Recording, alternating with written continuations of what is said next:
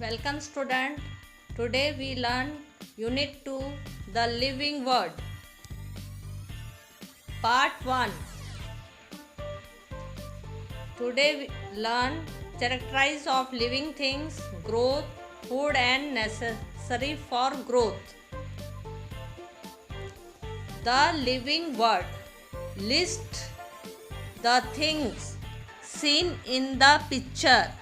Say whether they are living or non-living things. The living world यानी सजीव सृष्टि।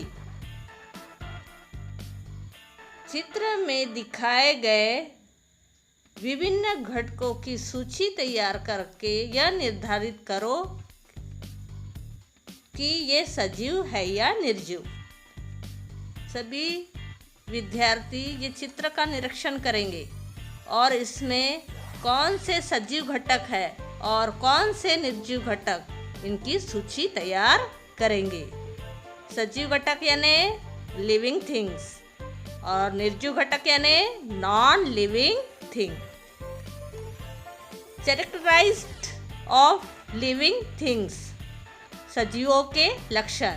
There are many kinds of plants and animals around us. हमारे आसपास अनेक प्रकार के प्राणी और वनस्पतियां पाई जाती है।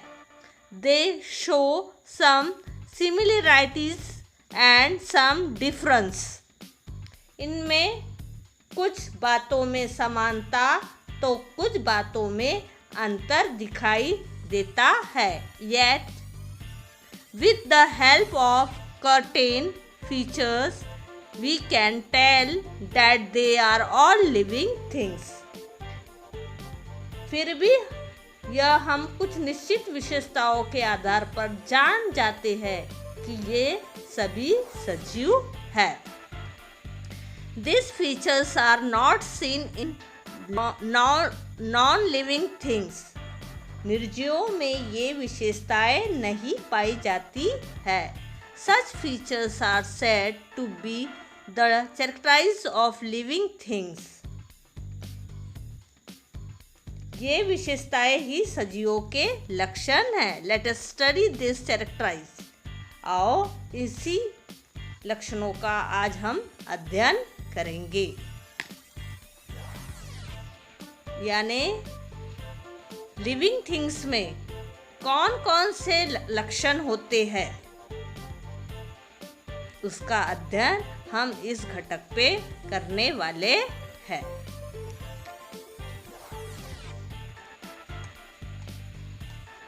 What difference do we see between the young ones and the adults in the picture? चित्र में दिखाए गए बच्चे और प्रौढ़ में कौन कौन से अंतर दिखाई देते हैं। A baby grows up to become an adult person, woman और man. बच्चा बड़ा होकर प्रौढ़ स्त्री अथवा बनता है। During the period of its growth, the baby gains in height, weight and strength. वृद्धि काल में ऊंचाई, वजन, शक्ति आदि में वृद्धि होती रहती है। In the same manner, all animals grow into adults in a certain period. सभी प्राणियों में इस प्रकार बढ़कर प्रौढ़ होने में एक निश्चित समय लगता है। Humans require 18 to 21 years for this growth. मानव की इस वृद्धि में सामान्यतः 18 से 21 वर्ष का समय लगता है। Found out how long it takes for the young ones of hens, cows and dogs to grow into adults. मुर्गी, गाय तथा कुत्ते के बच्चों को प्रौढ़ होने में कितना समय लगता है, इस विषय की जानकारी प्राप्त करेंगे। Now you look this picture. आप ये चित्र में देखेंगे ये छोटा सा जो लड़का है, इसके साथ एक पपी है यानी कुत्ते का पिल्ला, और ये छोटी सी कौन है, ये मुर्गी का छोटा सा बच्चा, और ये लड़की है। लड़की बड़ी दिख रही है आपको, ठीक है। और ये देखो यहाँ पर एक छोटा सा पौधा दिखाई दे रहा है। आपने देखा होगा अब इनमें वृद्धि कैसे होती है। अब देखो इधर आओ, सेकंड स्टेप में ये जो कुत्ते का पिल्ला है देखो बड़ा हो गया, ये लड़का देखो इतना बड़ा हो गया, ये लड़की इतनी बड़ी हो गई, ये पौधा देखो कितना बड़ा हो गया, और ये जो छोटा सा है ये इतना बड़ा हो गया। हो गया। अब इसमें ये जो पौधा था ये देखो इतना बड़ा हो गया। अब ये जो लड़का था इतना बड़ा, ये लड़की उससे भी बड़ी, कुत्ता इतना बड़ा, और इसमें एक चीज़ गायब हो गया। कौन? मुर्गी, यानी वो उसकी उम्र, ठीक है। अब चौथा स्टेप देखो, अब ये लड़का बूढ़ा हो गया, ये जो पौधा था इतना बड़ा विशाल वृक्ष बन गया, जो लड़की थी और बूढ़ी हो गई, और इसमें दो जानवर यानी मुर्गी तो यही गायब हो गई थी, यहाँ पर कुत्ता भी गायब हो गया था। इस प्रकार आपने देखा होगा ये सजीव है, चारों, ये 1 2 3 4 5 सजीव है। अब इनकी वृद्धि होते होते आपने देखा होगा इसमें से कुछ घटक है, कुछ सजीव है वो नष्ट हो गए, और कुछ सजीव है इनके बाद इनका भी क्या हो जाती है, मृत्यु हो जाती है। और ये वृक्ष अनिश्चित काल तक, यानी इसकी कोई सीमा नहीं होती है, इसका अंत कब होगा, ठीक है। इस प्रकार प्रत्येक, लेकिन होता अंत सभी सजीवों का। इस प्रकार यहाँ पर सजीवों की वृद्धि दिखाई गई है।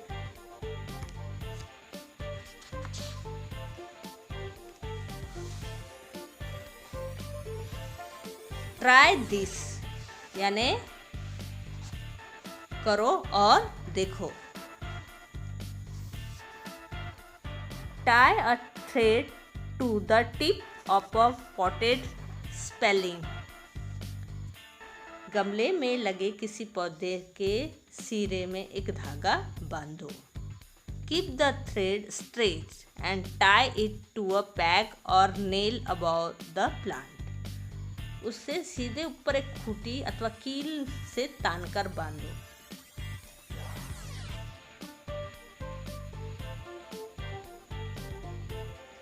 What do you observe after 10 to 15 days? 10 से 15 दिन होता है। What tell us that the plant has grown taller? वनस्पति में हुई वृद्धि हमें कैसे ज्ञात होती है? चलो अभी ये एक प्रयोग देखेंगे, एक कृति करेंगे। आप एक गमला लेना जिसमें एक छोटा सा एक पौधा लगाना। उस गमले को घर के एक आंगन के किसी कोने में रख देना। वहाँ पर एक दीवार में एक खूंटी टंगाना ऐसे ऊपर, और एक धागे से हल्के से यहाँ पर बांधना, पतला धागा, और उसको सीधा एक यहाँ पे खूंटी पे या पिन जो है कील पे या खूंटी पे टाइट सीधी तान कर बांधेंगे, ठीक है। और उसे 10-15 दिन तक हम उसका रोज निरीक्षण करेंगे। 10-15 दिन के बाद हमें क्या, ये जो पौधा है, पौधा धीरे धीरे बड़ा हुआ दिखाई देता है, और ये जो धागा था जो तान के बांधे थे वो क्या हो गई, लूज हो गई है, ठीक है। तो ये धागा लूज क्यों हो गई, आप बता सकते हैं? क्योंकि इस पौधे में क्या हुई है, ग्रोथ हुई है, वृद्धि हुई है। तो इस जो हमारी जो एक्टिविटी से हमें क्या समझता है कि हर लिविंग थिंग्स में, हर प्लांट्स में क्या होती है, ग्रोथ होती है। Okay, in all plants it is mainly the width and height of the stem that grows. सभी वनस्पतियों में मुख्य रूप से तने की मोटाई और ऊंचाई में वृद्धि होती है। As they grow, some plants develop branches while others do not. वृद्धि होते समय कुछ वनस्पतियों में टहनियाँ निकलती है तो कुछ में नहीं निकलती है। Though all living things grows, animals grow only for a certain period. सभी सजीवों में वृद्धि होती है, फिर भी प्राणियों की वृद्धि निश्चित समय तक ही होती है। Plants on the grow as long as they live. जबकि वनस्पतियों की वृद्धि उनके जीवित रहने तक होती रहती है। The growth of living things occurs from within the body, which means that growth occurs in all parts of the body. सजीव की वृद्धि शरीर के आंतरिक भागों से आरंभ होकर सभी भागों तक होते रहती है। अभी आप देखेंगे ये दो पेड़ है, एक बेनियन, दूसरा ओके। आपने देखा होगा ये बेनियन की वृद्धि है, देखो कैसे कैसे फैल रही है, ब्रांचेस निकल रही है। और ये जो कोकोनट की है वो सीधी सीधी ऊपर ऊपर चढ़ रही है, इसकी एकदम ब्रांचेस नहीं निकल रही है। फिर आप देखो ये बड़ा बेनियन ट्री बन गया और ये बड़ा कोकोनट ट्री बन गया। आपने देखा होगा इसकी ब्रांचेस नहीं निकली, एकदम सीधा सीधा सीधा ऊपर जाके, सिर्फ ऊपर जाके यहाँ पे पत्तियाँ कार निकले। ये बेनियन ट्री की ब्रांचेस निकली और एक घेरदार एक ट्री तैयार हो गया है। यानी ये दोनों प्लांट्स है, लेकिन दोनों प्लांट्स में क्या दिख रहा है आपको, डिफरेंट, इनकी जो ग्रोथ है ये डिफरेंट हो रही है, इनमें जो चेंजेस हो रहा है वो दोनों में डिफरेंट हो रहा है।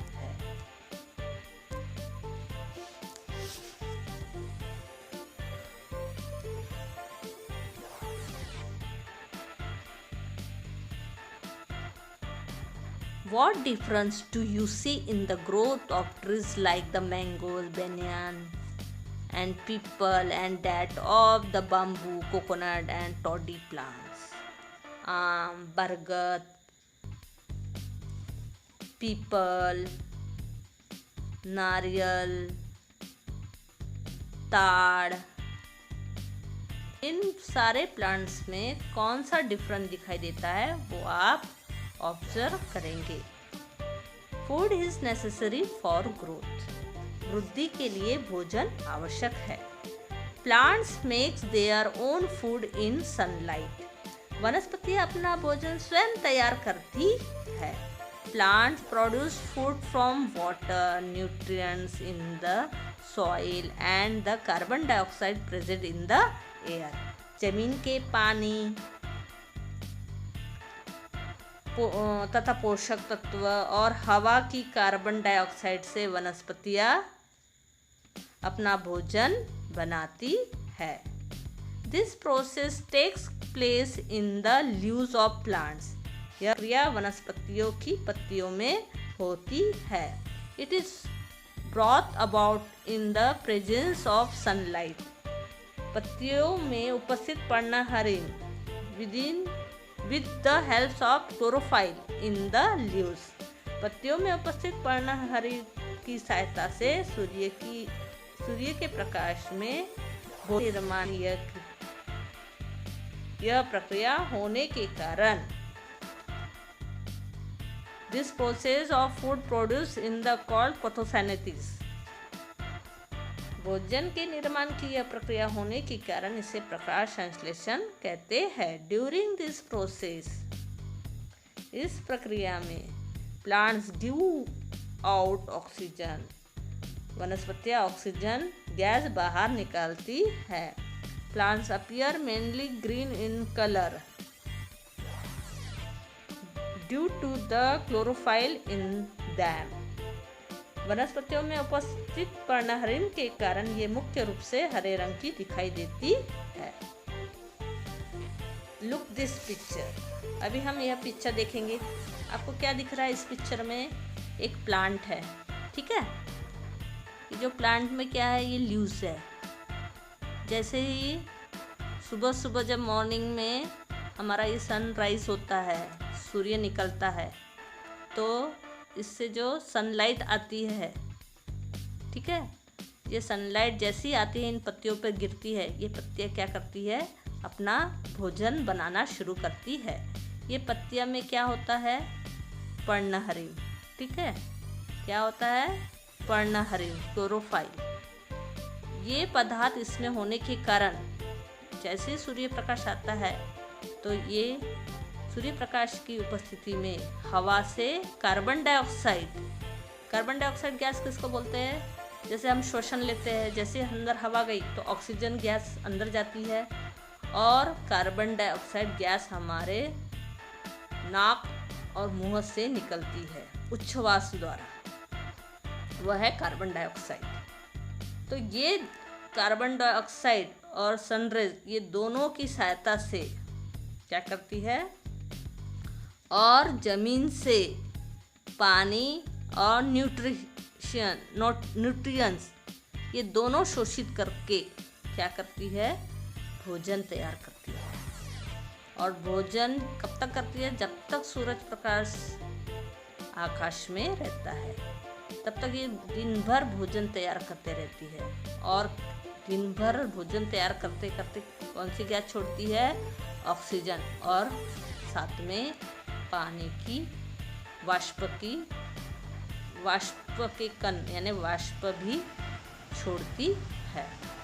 तो इस प्रकार दिन भर ये कार्बन डाइऑक्साइड लेती है और सूर्य प्रकाश की किरणों की मदद से भोजन तैयार करती है और ऑक्सीजन छोड़ती है।